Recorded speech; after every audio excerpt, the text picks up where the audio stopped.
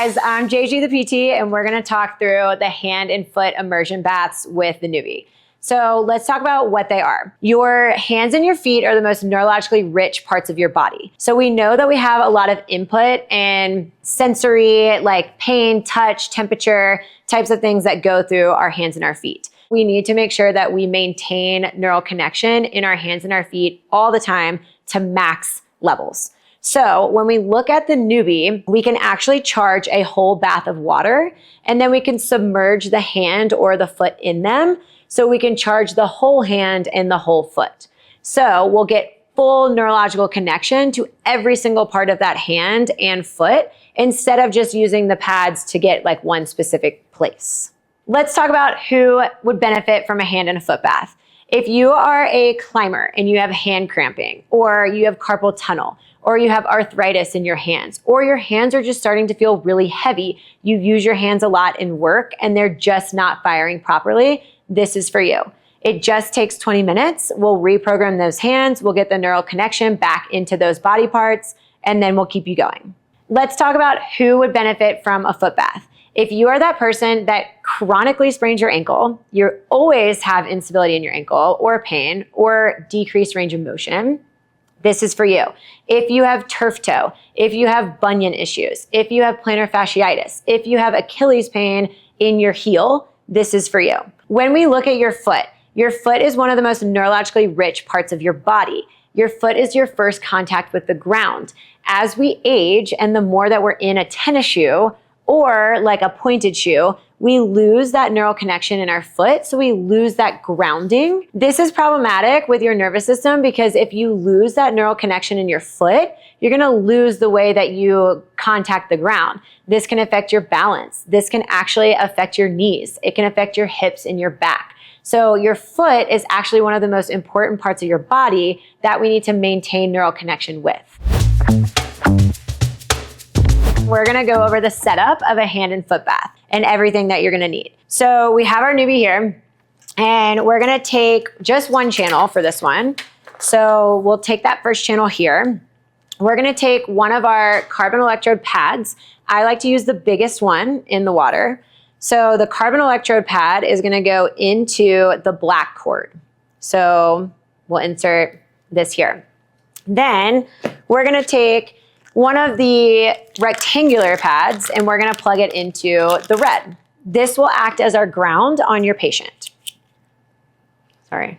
We're gonna take our rectangular pad and we're gonna put that one in the red, and this is gonna be our ground on the patient. This is gonna be your bucket. You're gonna find some sort of bucket. I like to use this clear bin that's literally from Target. I like to be able to see what my patients are doing, so I prefer the clear bins. If you have a bigger foot and you're working with a big athlete population, you're probably gonna need a bigger bin. But what we're gonna do is fill this up with water. I like to start with halfway. If we're doing a hand bath, you always wanna think about what your target is with your patient. So if I'm targeting like carpal tunnel kind of in this wrist, I'm gonna fill it up so I can make sure their whole hand and the wrist can get in the bath. If I'm working on a little bit more of fine motor skills, I won't fill it up as high, but remember your target for your population. For an ankle in a foot bath, depending on where you're gonna fill it up, if I have a patient that is dealing with plantar fasciitis or heel pain, I'm not gonna fill it up as much so that the bottom of their foot can stay in that water and the surface area of the water is gonna stay lower. If I'm dealing with somebody with a high ankle sprain, I'm gonna fill that up a lot higher so I can get the water above that ankle and to our target area. So just be mindful when you're using the foot bath and the water levels, like be intentional with what you're doing with the water levels for your patient. We're gonna set Ellison up on a hand bath. So what we're gonna do, we have our grounding pad in the red cord. So I'm gonna take her hand, and typically I like to ground on our wrist extensors. That's typically an area where people have tightness. But if you're targeting something different, or the wrist flexors or the thumb, you can place that ground here or a little bit more here. As long as it's out of the water and away, that's great. So then we're gonna take our carbon electrode pad, which we had already put in the black side of the cord. We're gonna place this in the water. So this goes in our hand bath. Then we're gonna place her hand in the water. So whole hand can go in. There you go. The device is off, so don't scare your clients or your patients. Let's just keep it off while they put their hand in. Then I'm gonna turn to the Neubie. We're on 500 hertz right now. And then we're gonna turn that intensity up. We're gonna start just to where she starts to feel tingles. You're gonna feel tingles in the water. It's kind of gonna feel pins and needly, but I want you to tell me when you start to feel it. Okay. All right, so we're gonna start to go up from here. Okay, I can feel it. You feel it?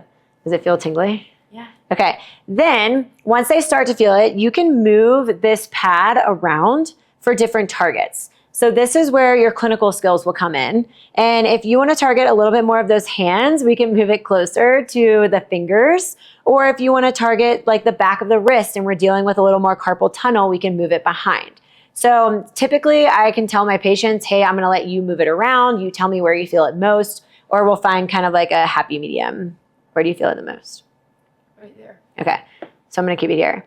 I'm gonna turn the current up so we get to an intensity of about like 5 out of 10. Okay. 10 being you can harness the power of lightning. So just tell me when it's like pretty strong.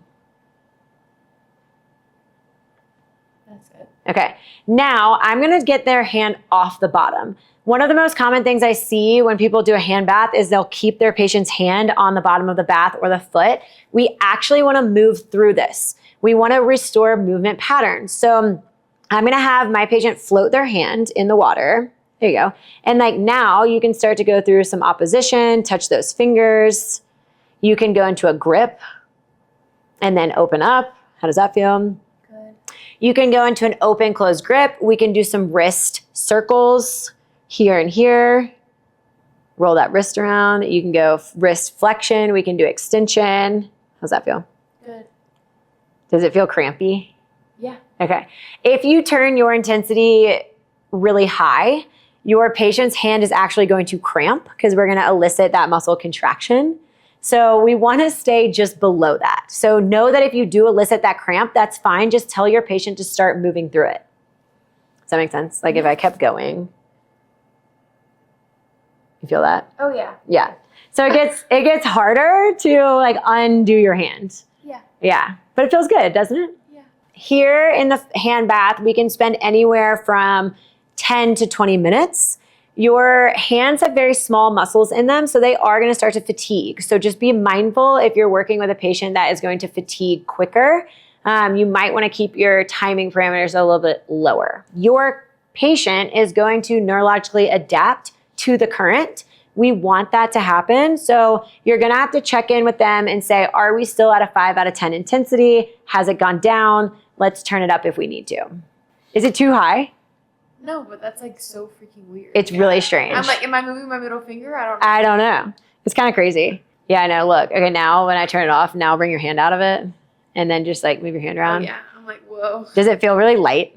Yeah. It should feel like light and feathery and like Yeah, really like, good. do I have a hand? Yeah, it's kind of crazy. So like if you ever have like a hand injury or like some sort of cramping or whatever, it kind of just like resets your hand. So It's pretty cool. whoa.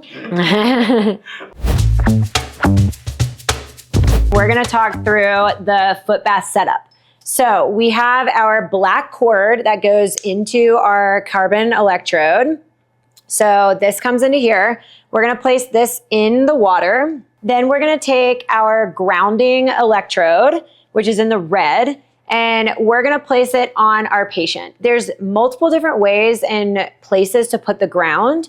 If you are trying to get a place that has the least amount of like neural connection and input, it's gonna go right above the knee like this. If you wanna be a little more intuitive with your treatment and target certain muscles, we can play around with the ground. So if I'm trying to target that calf a little bit more, I'm actually gonna place that grounding electrode on the back of the calf. If I wanna target the peroneals on the outside, I'm gonna place it right across the peroneals. If I'm dealing with a little bit more of drop foot or TA issues, I can put it right across on the tibialis anterior. So you can actually be a little bit more strategic with your pad placement rather than always just putting it on the top of the knee. So today we're gonna put it right on the back of the calf. I'm just gonna stick it right there. And then I'm gonna have my patient put her foot into the water. Perfect. Now, the current is off, always off before you put your patient in the water. And now I'm gonna go ahead and turn the current up until my patient can start to feel sensations. So tell me when. Okay, I feel it. You feel it? Okay, tell me when you're at a 5.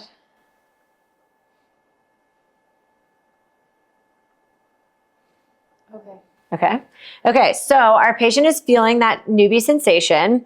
And then again, what we're gonna do is similar to your hand baths, we want our patients to move around. We don't just want it to be a passive treatment. So what I like to start with is your toes. So I want you to try and spread your toes and then bring them back together. Spread your toes, bring them back together. It should feel harder to do in the water than outside of the water. So you're gonna have to encourage your patient, talk them through this a little bit, and explain that it's harder for them to do movements in the bath because of the neural input and the Neubie connection. So now what I want you to do is curl those toes for me and then try and extend them. So this is where you're getting that neuromuscular like re-education and you're reprogramming your brain and your foot.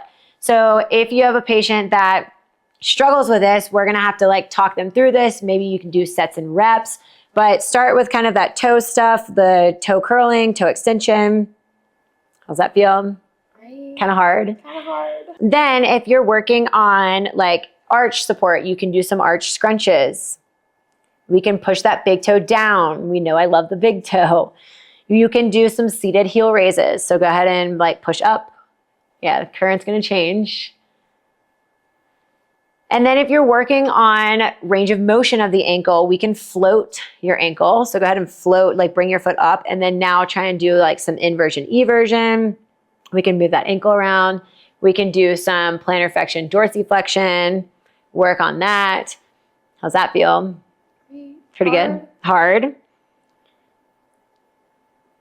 And then one of my favorite things to do, if you're looking at balance and proprioception, you can actually have your patient stand up in the foot bath and you can work on single leg balance with them. So while we're working on balance and proprioception, we can be tossing a ball back and forth as long as they are stable and they're not gonna fall, obviously. We can work on that balance in the foot bath for so much more neurological input and proprioception.